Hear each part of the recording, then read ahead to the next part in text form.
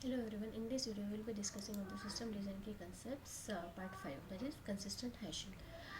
In consistent hashing we will be discussing on why consistent hashing is required, what is the working of traditional hashing, how the consistent hashing works, the difference between consistent hashing and virtual nodes, and the code implementation.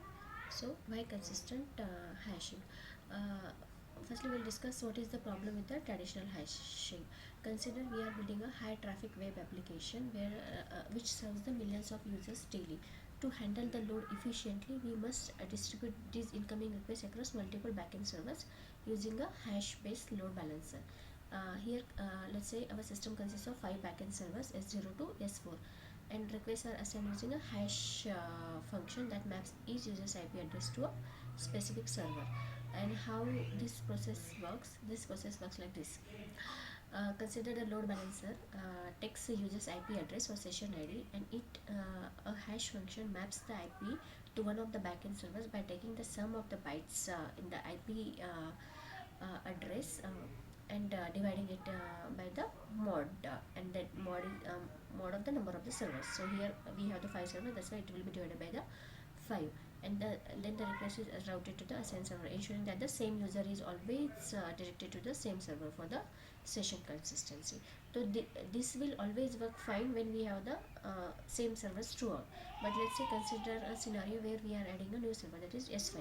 Then instead of 5 servers, now we'll be having the 6 servers, and that's why we will be modeling the that's some of the hash with the 6 value, and that's why we will get 5 1 5 2 like these servers. So here again means as traffic increases, we decide to scale up by adding new backend server S5, and that's why when we divided that hash function with the 6, then the values got changed itself, and this simple change completely disrupted the existing mapping and causing most of the users to be resent to the different servers, and this resulted into massive rehashing and also leading to high overload and potential downtime. This is scenario 1. Consider the scenario 2 where we are removing the server. Let's say one of the server S4 fails or is removed, then the number of servers drops to 4, forcing the hash function to switch from mod 5 to mod 4. Instead of mod 5, we are now doing by 4. Even though only one server was removed, most users were reassigned to different servers. This can cause session loss, and active users may be logged out or disconnected. It can also cause a cache invalidation. That is, cache data become irrelevant and increasing the database load. Also, it will do the severe performance degradation, and the system may struggle to run effectively. So, to solve these problems, we use the consistent hashing. Consistent hashing is a distributed hashing technique used to efficiently distribute the data across the multiple nodes, and it uses a circular ring. So here, instead of distributing keys based on the hash mod n function, it will place both servers and keys on a circular hash ring. Let's say firstly we define the hash space like this. We use a large fixed hash space ranging from 0 to 2 to the power 32 minus 1, assuming a 32-bit hash function, and this creates a circular structure where values wrap around after reaching the maximum limit, and placing the servers on the ring. Each server node is assigned to a position on the hash ring by computing the hash ID. Here consider the 5 servers S0 to S4, and the hash function distributes them at different positions around the ring.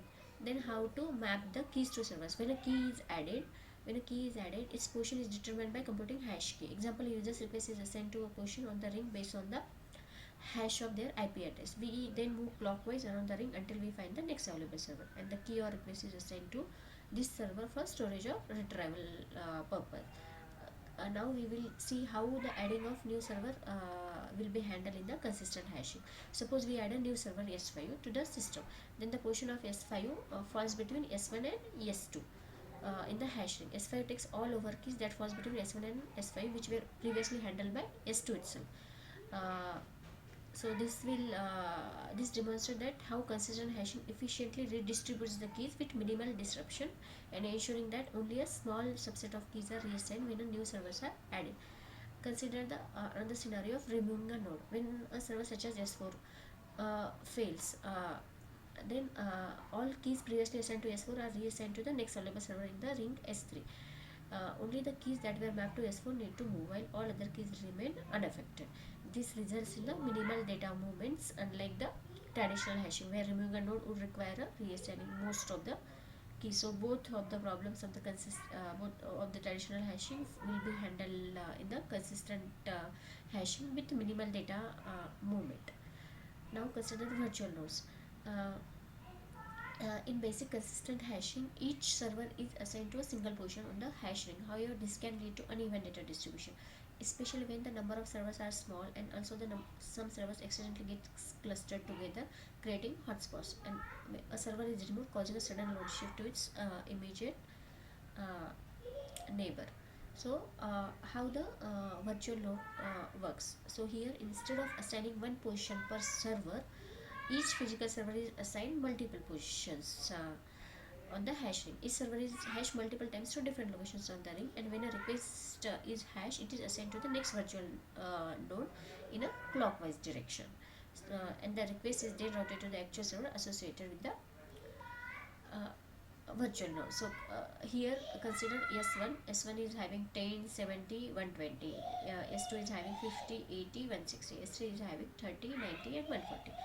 But consider the scenario of consistent hashing, where we have the three physical servers. Without virtual nodes, their positions might be like this: 10, 50 and 90. So if S1 fails, its all keys must be reassigned to S2, which can create an overload. But with virtual nodes, as the positions are like this, with S1 we are getting 3, and one, let's say if S1 fails, one it can be handled by S2, otherwise it can be handled by S3 too. So now, just instead of just one point, S1 is represented at multiple positions in the virtual nodes. That's why it makes the distribution more even. So if S1 fails, its keys are more evenly distributed among S2 and S3, rather than all going to S2. So it solves this problem of the consistent hashing. Then the code implementation. For the this code implementation of the hashing can be done in Python as well as Java, and the key components for the implementation of this code are like hash ring, that's silk ring. It stores the hash values, server mappings, and uses virtual nodes for better load rebalancing. Then the sorted keys. It maintains a sorted list of hash values for the efficient lookups. Then the server set, it tracks the active physical servers. Then initialization, it calls add server for each server, hashing it multiple times based on the number replicas to ensure the even distribution. Then uses hashing function, it uses the MD5 hashing to convert strings into large integers for consistent placement on the hash ring. Then adding a server, it generates multiple hash values for each server, and then it stores this in self.ring and maintains a sorted order in self.sorted keys for fast lookup. Then removing a server, it deletes the server's hash values and virtual node from the self.ring and self.sorted keys. Then getting a server, it hashes the input key and finds the closest clockwise server using the bisect wraps around the first node if necessary. uh, that's it. Thank you.